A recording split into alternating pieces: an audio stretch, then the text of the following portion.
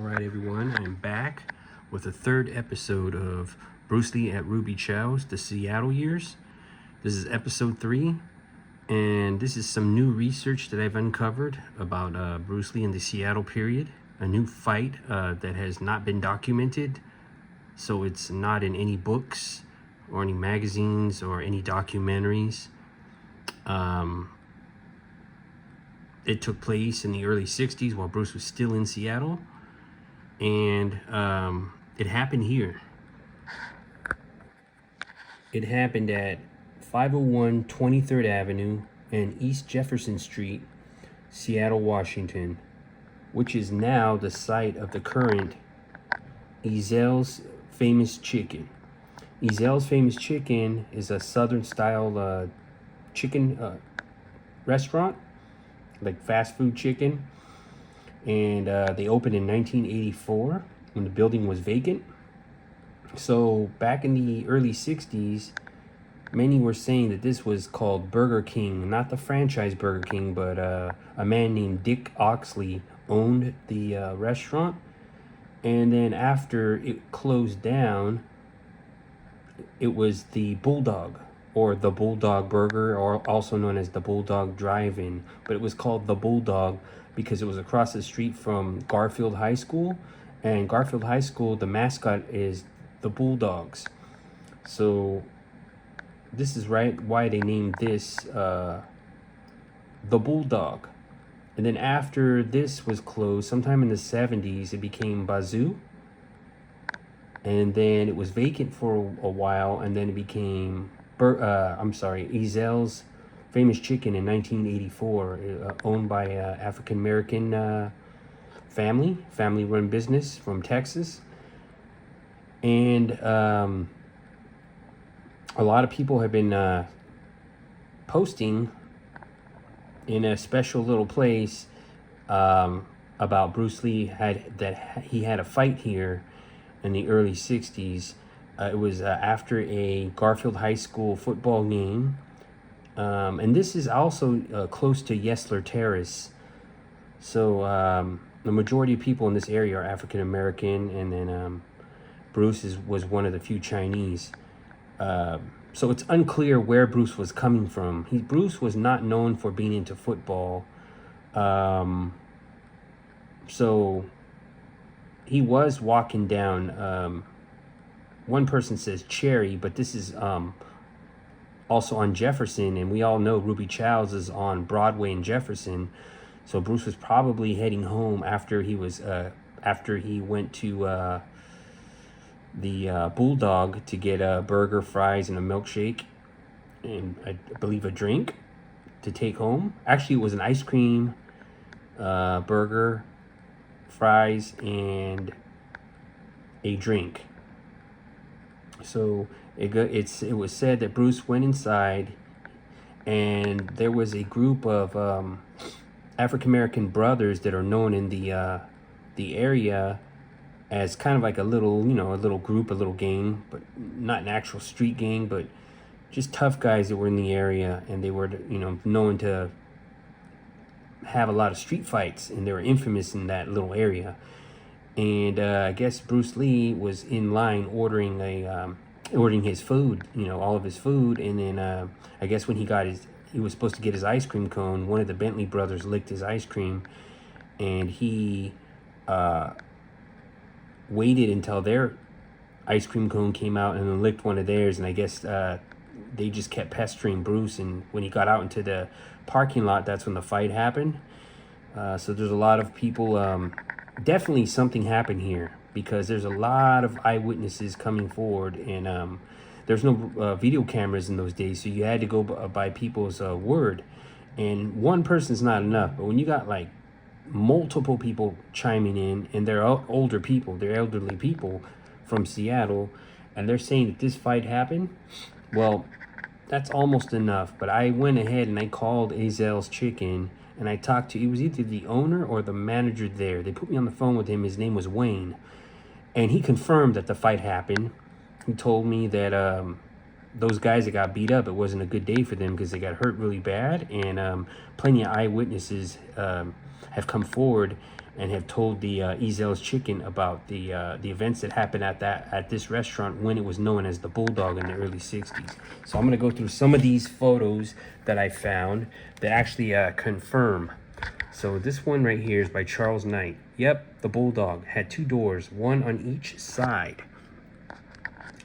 Bruce exited the door on the right side, the Cherry Street side, and was walking past some cars when they approached him.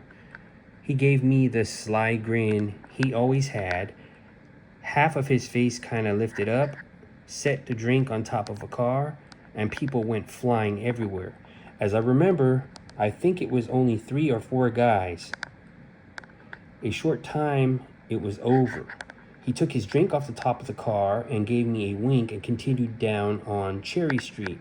I don't remember if he walked to a car or was walking down 23rd. Most likely Bruce was going home, probably walking, I don't know if he took the opposite way for what, but most likely he was going to go down Jefferson Street because that was the way back to Ruby Chow's. So at this point, we don't know if Bruce was at Yesler Terrace practicing Kung Fu and Judo, or he was actually coming back from that game. But I mean, I'm pretty sure it was one of those things, and most likely it was probably practicing at the Yesler gym. If this was around 1960 or 61, around 62 and onward, he already had his own schools. 62, he had his schools, and then 63, he opened up the John Fan Kung Fu Institute. So the year is unclear, but it's definitely from the early 60s, within the period of maybe 60, 61, and 63 or 64. But it's within those periods. I won't say 59. So I'm going to go to the next photograph. Okay, so there's a location of the Ezel's Chicken. Let's see if I can find. Okay, I'm going to be a bigger, this is a bigger photo of it. So when they said there's 2 doors, this is one door. This is the parking lot's right here. So most likely, if Bruce didn't exit on this side, this is the street that just goes straight down that way. But if Bruce didn't exit on this side, it was probably on that side. And this is the parking lot right here. And this is the funny thing about this. I had pictured in my mind the way this building looks, like square and just flat, and the parking lot to the right is just so like how odd that is to have pictured that in my mind. I pictured a door on this side, and then the front right here. So I was wrong about that. But this square building and the parking lot to the right, and the way this looks, not with this sign, but just the square type of building, how they looked in the early 60s.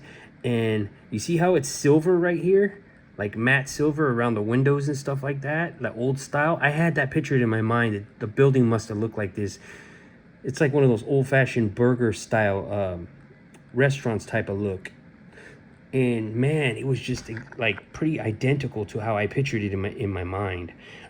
So this is how it looks right here. And the building's still, this is the original Ezel's Chicken. Now they've got many branches throughout the country, but this is the original one right here. And then let's see, I got so this popped up. Anyone have facts about Bruce Lee's fight at the Bulldog in the 60s? Whose ass did he kick? Okay, so Lisa Gill, an African-American woman here. My dad told me about that, but I don't remember the details. Michael Preston told me the story back in 1967. Well, this obviously didn't happen in 67. Bruce had already left Seattle by then. He left Seattle in 64. But he says that's pretty close to the event timeline. Okay, Lynn Bennett may have been with us. Sean Marin. You talking about the Bulldog Cafe where Ezel's is at now? I heard he threw some guy out of the window while he was fighting multiple dudes. Well, the part where Bruce is fighting multiple guys, that's definitely got to be true. Throwing them through the window, I don't know about that. Maybe against the window and it broke? Okay. So right down here, someone just says yes. Okay. So I'm going to go to the next one. Dick Oxley owned the BK or Open Ezel's. He owned the BK, not sure how long. Still there? Wonder what it was before Ezel's. In the 70s, it was a burger joint called Bulldog, and then it was Shabazz burger joint. So I believe the Bulldog closed in the early 70s and then opened up as Shabazz for a while. Somewhere in the late 70s, it closed, it was vacant, and then 1984, it opened up as Ezel's. Going by the research I've been doing. Okay, so that's the same one right there. Okay, so check this out. Alan Seidenberg. Here I am surrounded by some of my Garfield classmates in 1964. So we can see this is definitely, it was there in 64. We were standing around the sidewalk that is to the left in your Ezel's photo. While I was a student at Garfield, this was called the Bulldog. The girl to my left is Kathy Haley, who went on to join the Black Panthers and became a community activist. I have a video with a recording of her shredding the city council during hearings over the R.H. Thompson Expressway that, if built, would have gone right through the Central District. So like I said, this was mainly an African-American community. As you can see, there's many African-American people here. And this picture is from when it was the Bulldog. See them? They all got like drinks, milkshakes, and sodas in their hands. There's one Caucasian guy there, two Caucasian guys. The rest of them are African American. Now these people are not standing there when the fight happened. This is just another person commenting on Ezel's famous chicken. It once was the Bulldog. So now I'm gonna go here and show you a close-up of the photo. This is what it looked like at the time when Bruce Lee had a fight there.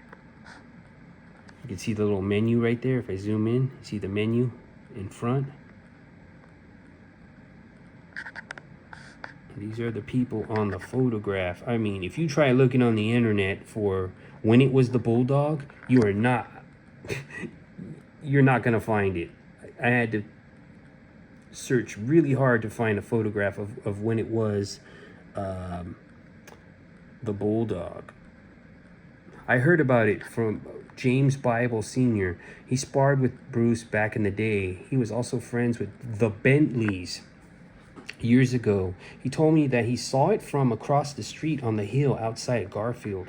He said that Bruce came out of Bulldogs when he was approached by some guys who were attempting to take his hamburgers from him. He said that people and hamburgers were flying everywhere. And obviously, Bruce Lee was throwing people.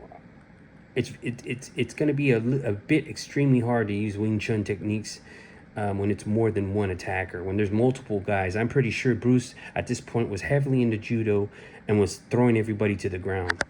So I am going to go to a few more of these photos that I haven't brought up yet. Does anyone dispute the fact that the fight started by bullying? I was there. The bully got bullied. It was over an ice cream cone. So that was someone else commented about an ice cream cone inside of the restaurant. So here is the Bentley brothers right here. That's the picture of the Bentley brothers. And these were supposed to be the guys that started the fight with Bruce. Chicky Bentley is my dad. He passed away May 2nd, 2011. I watched him take his last breath. Manuel Stanton is still around. He's a photographer and does the photos at the Royal Esquire Club on First Fridays. Linda Preston, weren't Robert and Bart Burke's brothers? And then here's the picture of the Bentleys right here. These were supposed to be the guys that started the fight with Bruce, and Bruce beat them all up, throwing them to the ground. Richard Powell. How or what would start a fight? Any names of the attackers? Bentley brothers or Don Karate Men? Great story. There was one that I had that talked of it. That they were saying it was the Bentley brothers. I was there when it happened. It was after a Garfield High School game. Okay, I went through that one already. Yep, before it was Bulldogs, it was a Burger King, because when they changed it to Bulldogs, they changed the Burger King head into the Bulldog with a crown. I was there. Central District legend. All right, let's see here. Bruce was in the Bulldog buying an ice cream cone. One of the Bentleys took it and licked it. At the same time, another Bentley had one, so Bruce took it and licked it. The Bentleys and one other went for bad and got thrown through the both doors at each end of the building. So Bruce was throwing these guys around. From that moment on, I would use my feet with kicks if I had to fight. Good kick to legs will drop anybody's guard. True story. As I remember it, I was there. And okay. Your dad was no joke. He was a great fighter. I am glad Chicky, who is Chicky Bentley, and Bruce never fought. Too hard to call. Two of the greatest fighters on the West Coast in their time. Your family always treated me with protection and friendship. They are my friends for life and beyond. Well, I don't know if Chicky Bentley would have beat Bruce Lee. He was just a normal street fighter. Bruce was a scientific street fighter. Bruce would have easily defeated him, I'm sure. And I'll see if I have any more here.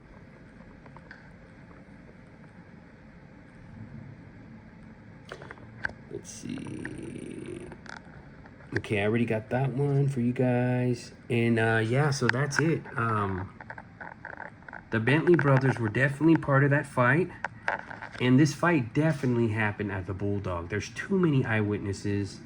And I've even called Ezel's Fried Chicken, and the owner or manager confirmed the story with me, and confirmed that fight did happen, and the attackers got beat up by Bruce Lee.